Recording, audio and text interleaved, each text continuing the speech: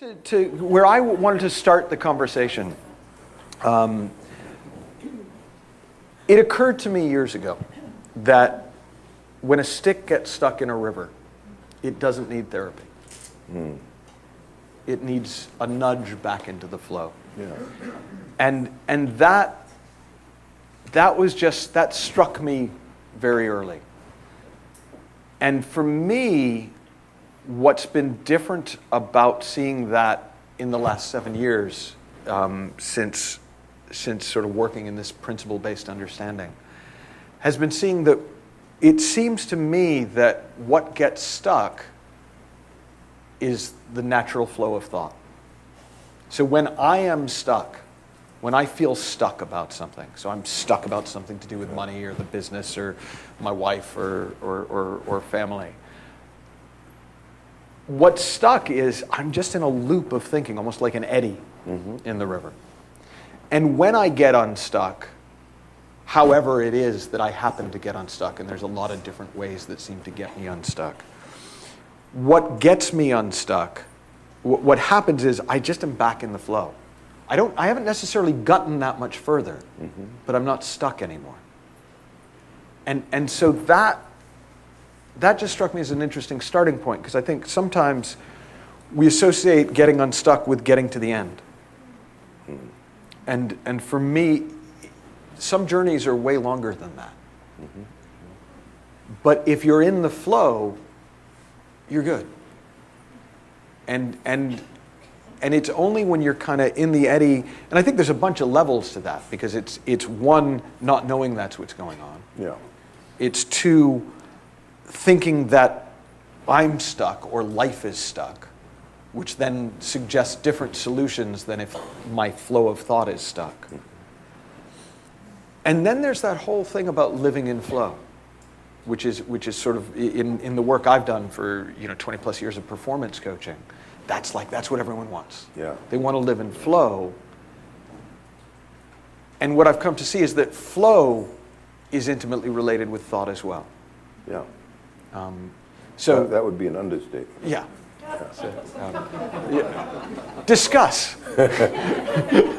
Well, the thing that puzzles me, Michael, about the notion of getting stuck is if you were to look at a river from, say, 200 feet or something like that, and you followed any given stick, they all go in and go out. It rains. The rain dislodged X amount of it, and then a boat comes through, and that dislodges something. If you look at the human experience, if we all look back over the course of our lives or anybody else's life, we see that the constant is that we will get stuck.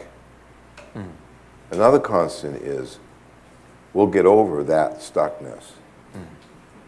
And the variable is when we get stuck and for how long. So there's nobody in this room that was stuck, has been stuck consistently for 10 years, Anyone want to challenge that?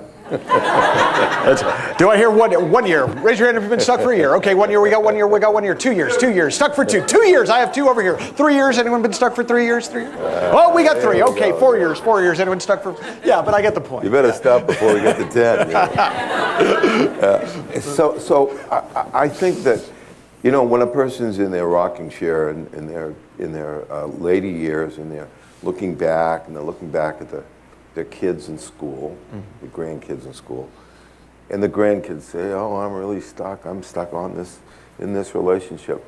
They say, "Oh, that too shall pass." And so you see at some point that stuckness is always temporary, that it visits everybody on the face of the earth, that we don't control when we get stuck or for how long, but it's not terminal. It's always transitory, and it's puzzling to me about me when I get stuck and I forget that that's the nature of it, and I make a big deal out of it, and you'd think, gee, at my advanced age, I should be understanding that stuckness is transitory, and if it is transitory, why even bother with it?